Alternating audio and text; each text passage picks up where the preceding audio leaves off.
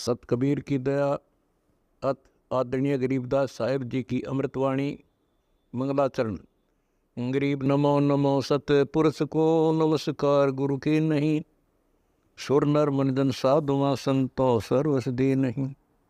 सतगुरु साहेब संत सब दंडो तुम प्रणाम, आगे पीछे मध्य हुए तिनको जहाँ कुर्बान। नराकार निर्विषम काल जाल व बंधनम, निर्लेपम निज निर्गुणम अकल अनुबेषुंडनम। सोहम सुरति समाप्तम सकल समाना निर्तल, उज्ज्वल हिरंबर हर दमम बे परवा अथा है। वार पार नहीं मध्यतम, अनाहद मंत्र सुखसलाद मंत्र, अजोख मंत्र बेसुन मंत्र, निर्वाण मंत्र थीर है। आदि मंत्र युगादि मंत्र, अजल अभंगी मंत्र, सदा सत्संगी मंत्र, लौलीन मंत्र गैर गंभीर है। सोहम सुभान मंत्र, अगम अनुराग मंत्र, निर्भय अडोल मंत्र, निर्गुण निर्बंध मंत्र, निश्चल मंत्र नेक है।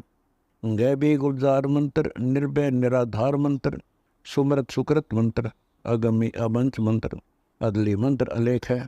फजलम फराक मंत्र, बिन रसना गुणलाप मंत्र, झिलमिल जहूर मंत्र, सर्वंग भरपूर मंत्र, सैलान मंत्र सार है। निरंकार गर्क मंत्र, तेज पुंज परख मंत्र, अदली अबंध मंत्र, अजप्पा निरसंद मंत्र, अविगत अनहद मंत्र, दिल में दीदार है। वाणी विनोद मंत्र, आनंद असोद मंत्र, कुर्सी करार मंत्र, अनबय उचार मंत्र, उज्ज्वल मंत्र अलेख है। साहिब सतराम मंत्र, साईं निकाम मंत्र, पारक प्रकाश मंत्र, हीरंबर उल्लास मंत्र, मौले मलार मंत्र, पलक बीच खलक है। कौन ब्रह्मा का पिता है, कौन विष्णु की माँ, शंकर का दादा कौन है, हमको कूदे बता।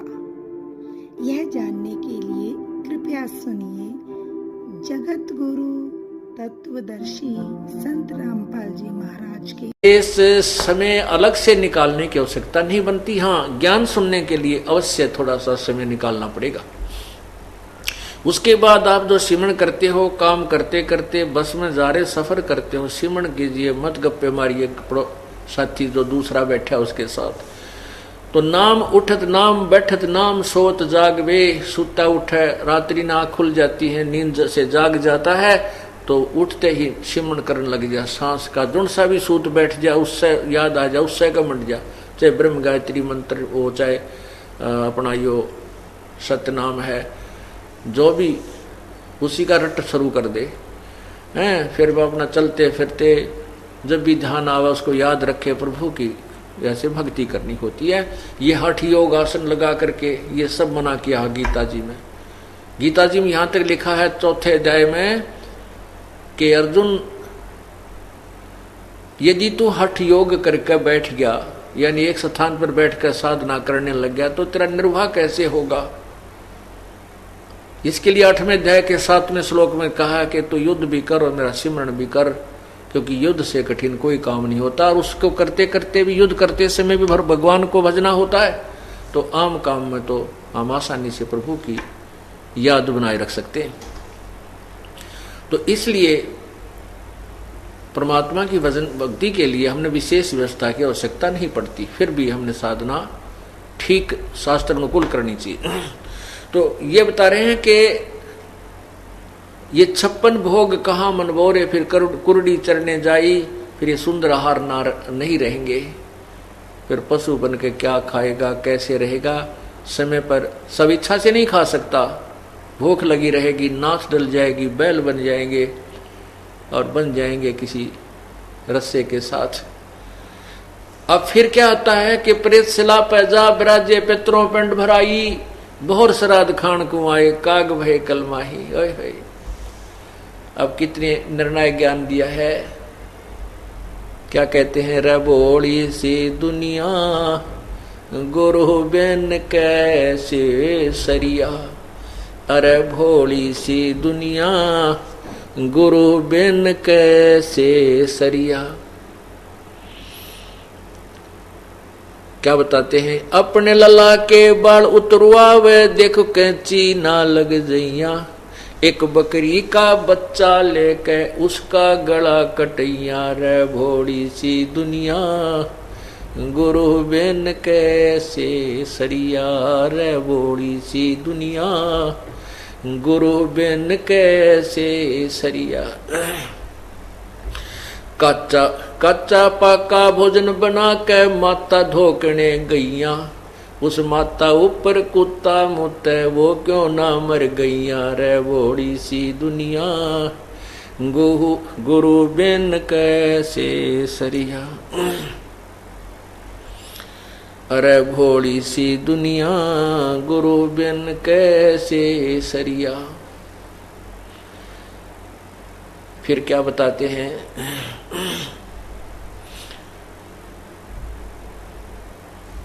अब जीवित बाप के लट्ठम लट्ठा मुए गंग पुचैया, जब आवे आसुज का महीना फिर कौआ बाप बनैया रे बोड़ी सी दुनिया, गुरु बिन कैसे सरिया रे बोड़ी सी दुनिया, सतगुरु बिन कैसे सरिया।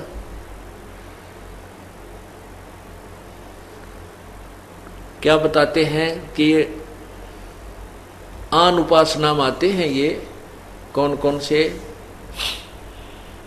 माई बसाणी सेठ शीतला भैरो भूत हनुमंत, साहेब से नारा रहे जो इनको पूजंत।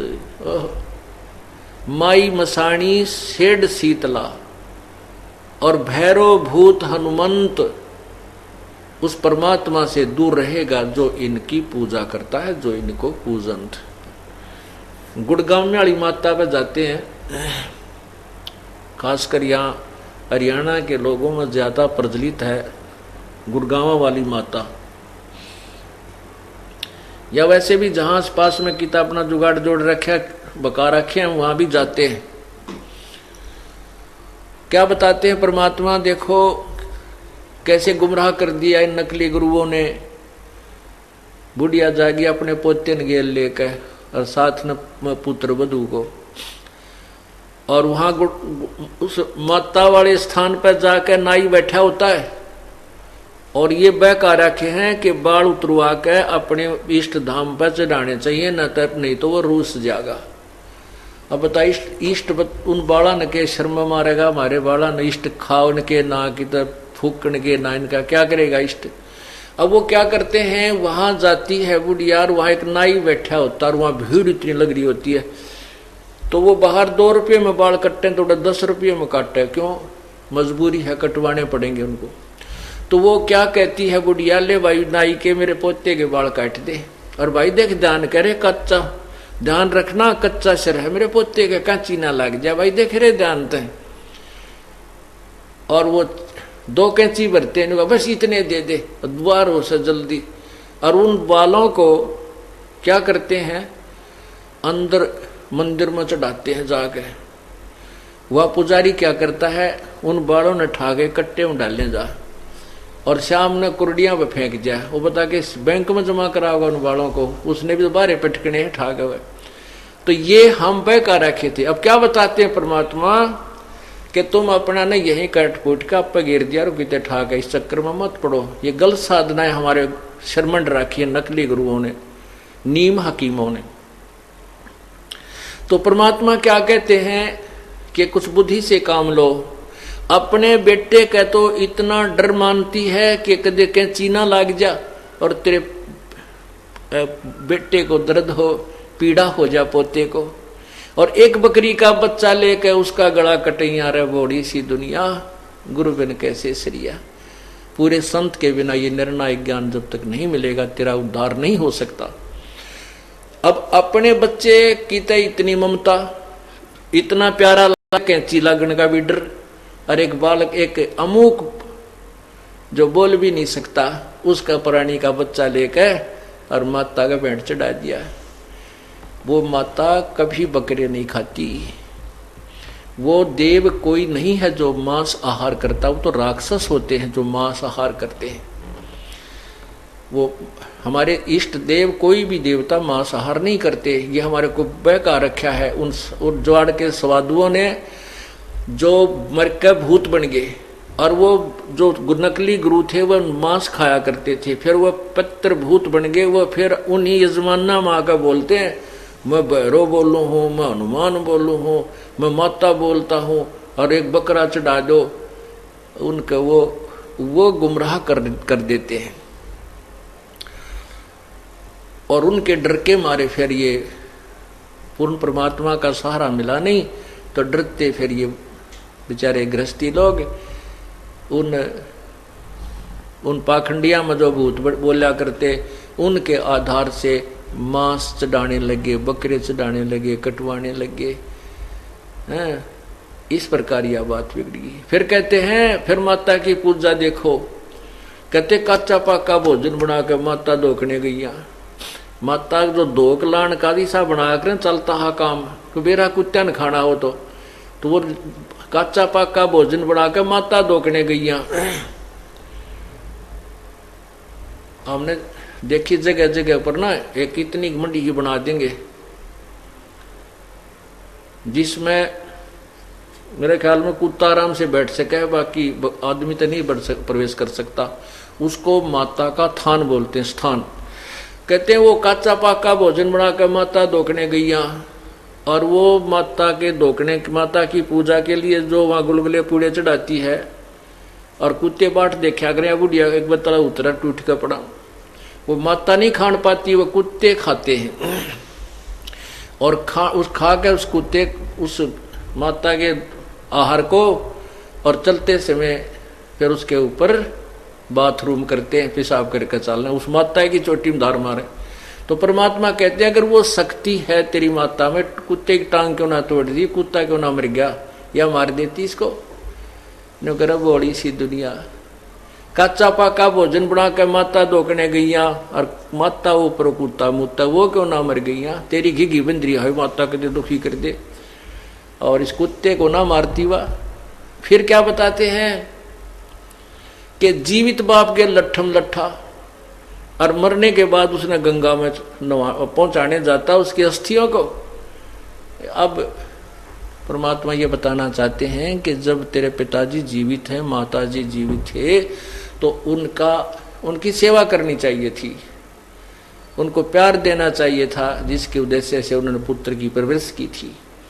अब जीव है जब तो पिता गेला लट्ठम लट्ठा झगड़ा ठानता रहता है, और मरने के बाद उन आड्डा न ठा कर गंगा में गिरने जाता है, और उस गंगा में गिरने से क्यों डाल कर आते हैं कि तेरे पिता की गति हो जाएगी, मोक्ष हो जाएगा। अब ध्यान से सुनना, ये मोक्ष कहां से होने लगा था, कहां मोक्ष जाकर छोड़ते हैं ये लोग हमारा, कित मोक्ष करावें। अब एक भक्त नाम ले रहा था, नाम ले रखा था उसने, और उसको मना किया हुआ था भी ना, तो ये फूल फाल ठाने हैं जो कहते हैं ना अस्थियां उठाकर गंगा में गिर कानी नहीं। अगर उस स्थान को खाली करना आवश्यक है तो उसने उन अस्थियों को, राख को उठाकर नियर बाई को रिवर नहर चलती है, दरिया है, चलते पानी में वो आप पर डाल दियो। कोई किसी की सहयोग की आवश्यकता नहीं, किसी गुरु पीर की।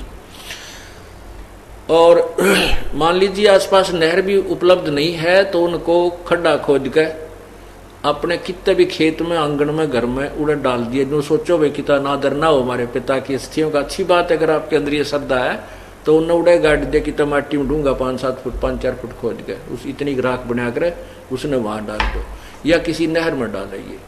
वहां उन ठगों के पास मत जाइए जो आपको गुमराह करते हैं। तेरे पिता की गति गंगा में आने से होगी, यहाँ पर इसकी अस्थियां पहुंचाने में होगी। ये गलत है, ऐसा कुछ नहीं है। वो एक भक्त जैसे हमारा नाम लेते हैं तो हम उनको ये मर्यादा भी बताते हैं कि ये नियम पालन करना है। तो वो भक्त कहता जी मैं वैसे समाज के लिहाज से, डर से, समाज के जो है ना दबाव में आकर के मेरा चाचा मर गया, मतलब अलग तो हो रहे थे हमें, लेकिन उसके साथ मैंने जाना पड़ गया। वो अस्थि गिरन गए थे गंगा में, तो वहां एक पांडा पाया। उस पांडे ने अपनी जन्म हिस्ट्री काटी हुई इतनी बड़ी बई, और नो पलट कहने बोला कौन से गांव ताए हो, कुछ गांव ताए हम। अच्छा, तो ने बोला बहुत दिन माए जजमान तुम तो तो वो लड़का जो हमारा उपदेशी था उसका एकदम धक्का लग गया कि ये दुश्मन ने सोचा हम रोज मरा न्यू कह बहुत दिन वाए जजमान तुम तो कह यानी तू कोई दादा मेरा था उसके बाद ही नंबर आया यहाँ तुम्हारा आने का। वो कहने लगा जी उस दिन के बाद मेरा कति मन खट्टा हो गया कि वहां तक भूल के नहीं जाना, अब कद गलती बनी सो बनी कि ये तुम्हारे कसौण और मनावे है, ये हमारे मरने की बाट देखे मरे तोड़े तोड़े हमावा 100 रुपये 200 रुपये प्राप्त हों इनकी पूजा के। अब पहले तो प्रथम गति तो यह है कि उसके अस्थि वहां डालकर इसकी गति हो जाएगी। नंबर 2 गति मोक्ष कराने के लिए 13 करो पंडित जी बुलाओ और फिर वो पंडित जी पाठ फूट हवन हवन करके फिर आप खा पी के छक के और फिर कहें कि इसका महीना बनाओ, फिर 6 माही करो, फिर वर्षी करो और वर्षी के बाद फिर शुरू हो जाओ क्या इसके श्राद्ध निकालो। श्राद्ध किस लिए कि इसकी गति करवानी है और श्राद्ध निकालने के बाद फिर कहते हैं इसका पिंड भरवाओ। पिंड भरवाने से क्या होगा कि इसका मोक्ष हो जाएगा। बहुत तेरा गजब हो। अब श्राद्ध निकालते हैं तो श्राद्ध का जो आहार वो जो गुरुजी होता है वो क्या करता है कि कुछ आहार उठा कर ऊपर रख देता है छत पर और कहता है देखो वो कौवा आ गया।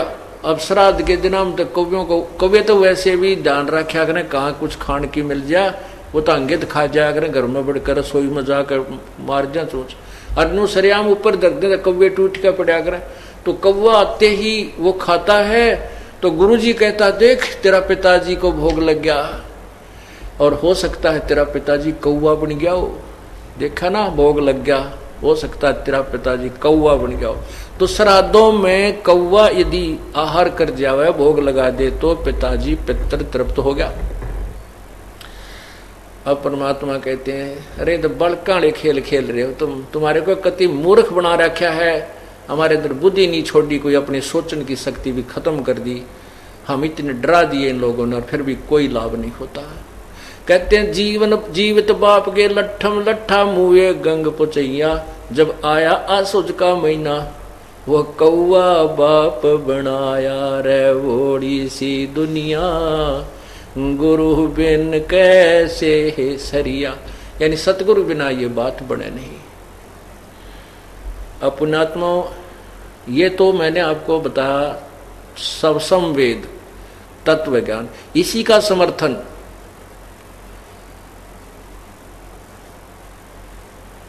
अपने पवित्र पुराण भी दे रहे हैं, जिन पुराणों के आधार पर हम श्राद्ध निकालते हैं। अभी आपको विष्णु पुराण में एक ऐसा अनमोल ज्ञान दिखाता हूं आप गदगद हो जाओगे।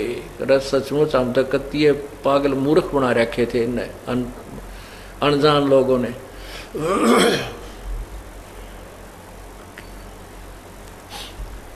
अब जैसे क्या बताते हैं, जय सतगुरु की संगत करते सकल कर्म कट जाई, अमरपुरी पर आसन होते जहां धूप ना छाई। जय सतगुरु की यानी तत्वदर्शी संत अर्थात पूर्ण संत की जब संगत करते उसके ज्ञान का अनुसरण करते ये सारे झंझट मिट जाते। ना श्राद्ध निकालने थे ना ये कोई और फंड करने थे केवल, और फिर उसके द्वारा दी गई भक्ति से अमरपुरी पर आसन होते, सतलोक में स्थान मिल जाता, जिसके विषय में गीता जी अध्याय नंबर 15 के मंत्र 4 गीता जी के अध्याय नंबर 18 के श्लोक 62 में कहा है कि हे अर्जुन तू सर्वभाव से उस परमेश्वर की शरण में जा जिसकी कृपा से तू परम शांति और शाश्वत स्थान, शाश्वत स्थानम यानी सदा रहने वाला स्थान जो कभी नष्ट नहीं होता, उस सतलोक को प्राप्त हो जाएगा। अब गीता जी के अध्याय नंबर 8 के मंत्र 16 में लिखा है कि ब्रह्मलोक तक ये सभी नासवान हैं, इसमें गए हुए प्राणी भी लौटकर संसार में आते हैं, लेकिन सतलोक के अंदर उस परम पद परमेश्वर के उस परम अक्षर ब्रह्म के पूर्ण परमात्मा के परम पद अर्थात उस सतलोक में जाने के बाद फिर जन्म मृत्यु नहीं होती। अब आपको दिखाते हैं श्राद्ध। जो श्राद्ध हम निकालते हैं उसके विषय में क्या बता रखा पुराणों के अंदर। इन भ्रमित लोगों ने, जिनको तत्व ज्ञान नहीं था, उन ऋषि और महर्षियों ने भी हमें गुमराह किया हुआ है। और तत्वदर्शी गीता जी में इसीलिए लिखा है कि जब उस तत्वदर्शी संत की खोज कर वो तत्वदर्शी संत वो तत्व ज्ञान बताएगा जो भगवान के मुख से उच्चारित वो वास्तविक ज्ञान है, उस मूल ज्ञान को, और उसको सुन, उसके पश्चात जैसा वो कहता वैसे कीजिए। अब आपको विष्णु पुराण, श्री विष्णु पुराण में दिखाता हूं। अब इसमें क्या रहस्य आपको दिखाएंगे। पहले आपको मार्कंडेय पुराण के अंदर मार्कंडेय पुराण के अंदर दिखाते हैं। उसमें लिखा है कि एक रुचि नाम के ऋषि थे और उन्होंने वेदों को पढ़ा। जैसे गीता जी वेदों का ही सार है, वेदों को पढ़ा और उसने निष्कर्ष निकाला कि वेदों में ये कर्म कांड, श्राद्ध आदि निकालना ये मूर्खों की पूजा है, ये नहीं करनी चाहिए। उसने इस आधार पर ना तो शादी कराई और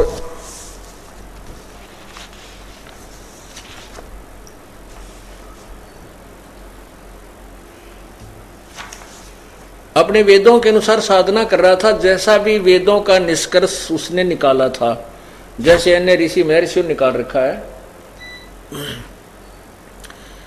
तो कहते हैं उसके कुछ दिनों के बाद उसके 3 पितर, पिताजी, दादाजी, परदादाजी, वो तीनों भूत बने हुए थे, पितर बने हुए थे, वो दिखाई दिए। उस समय उसकी आयु 40 वर्ष की हो चुकी थी।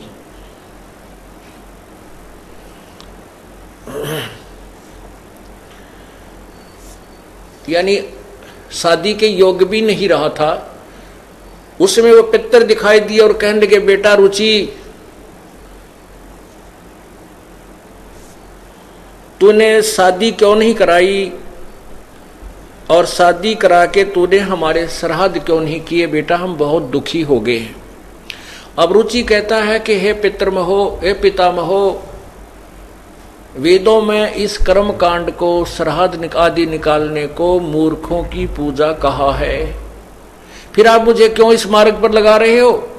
पितर भी स्वीकार करते हैं कि बेटा तू ठीक कह रहा है, वेद में तो ऐसा ही लिखा है, ये सत्य है कि ये तो मूर्खों की, अज्ञानियों की पूजा है, लेकिन बेटा ऐसे है वैसे है, पितर जो चाहे वैसे दान दे सकते हैं, संतान दे सकते हैं, धन दे सकते हैं। अब इस तरह के उनको लालच लुच दे के और उस पुण्य आत्मा से वो घोर पाप करवा दिया। हाय क्या करवा दिया कि उसको कहा कि तू तप कर, और तप करने से तुझे फिर एक पत्नी मिलेगी, फिर तू शादी कराना, फिर हमारे श्राद्ध निकालना। उस भोली आत्मा ने अपने उन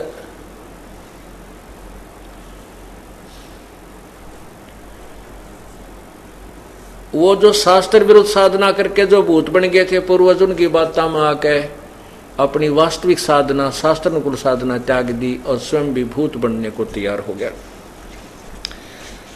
अब देखिएगा मार्कंडेय पुराण में आपको दिखाते हैं। मार्कंडेय पुराण गीता प्रेस गोरखपुर से प्रकाशित है। इसके 242-43 पृष्ठ पे ये देखिएगा, ये है मार्कंडेय पुराण।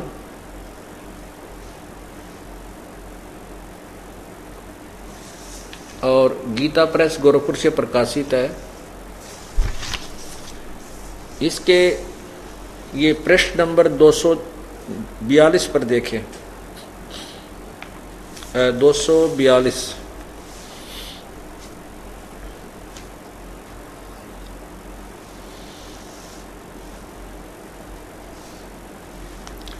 ये नीचे रोच्य मुनि की उत्पत्ति कथा। मार्कंडे जी कहते हैं, ब्राह्मण पूर्व काल की बात है, प्रजापति रुचि ममता और अहंकार से रहित इस पृथ्वी पर विचरते थे। उन्हें किसी से भय नहीं था, वे बहुत कम सोते थे। उन्हें न तो अग्नि की स्थापना की थी, न अपने लिए घर ही बनाया था। वे एक बार भोजन करते और बिना आश्रम के रहते थे। उन्हें सब प्रकार की आसक्तियों से रहित एवं मुनिवर्ती में रहते देखकर उनके पितरों ने उनसे कहा। पितर बोले, बेटा, विवाह स्वर्ग और अपवर्ग का हेतु होने के कारण एक पुण्यमय कार्य है, उसे तूने क्यों नहीं किया। गृहस्थ पुरुष समस्त देवताओं, पितरों, ऋषियों, तिथियों की पूजा करके पुण्यमय लोकों को प्राप्त करता है। वह सभा के उच्चारण से देवताओं को, सवधा के उच्चारण से शब्द से पितरों को तथा अन्नदान, बलि, वैश्वदेव आदि से भूत आदि प्राणियों एवं अतिथियों का उनका भाग समर्पित करता है, यानी भूतों को भी देता। बेटा, हम ऐसा मानते हैं। ये अपनी तरफ से स्टेटमेंट है पितरों की, ना कि किसी वेद आधार नहीं है कि गृहस्थ आश्रम को स्वीकार न करने से तुम जीवन में क्लेश पर क्लेश उठाना पड़ेगा और मृत्यु के बाद तुम्हारा दूसरे जन्म में क्लेश ही भोगने पड़ेंगे। रुचि ने कहा, पितृगण, परिग्रह मात्र ही अत्यंत दुख एवं पाप का कारण होता है तथा उससे मनुष्य की अधोगति होती है। यही सोचकर मैंने पहले स्त्री संग्रह नहीं किया। मन और इंद्रियों को नियंत्रण में रखकर जो यह आत्म संयम किया जाता है, वही परिग्रह करने पर मोक्ष का साधक नहीं होता। ममता रूप कीचड़ में सना हुआ होने पर भी यह आत्मा जो परिग्रह शून्य चित्त रूपी जल से प्रतिदिन परमात्मा की कथा सुनो, परमात्मा की कथा की चर्चा करो। इसके अतिरिक्त जो भी बातें करते हो, सुनते हो, वह सब व्यर्थ है। ऐसे ही आध्यात्मिक वीडियो देखने के लिए हमारे चैनल विश्व विजेता संत रामपाल जी महाराज को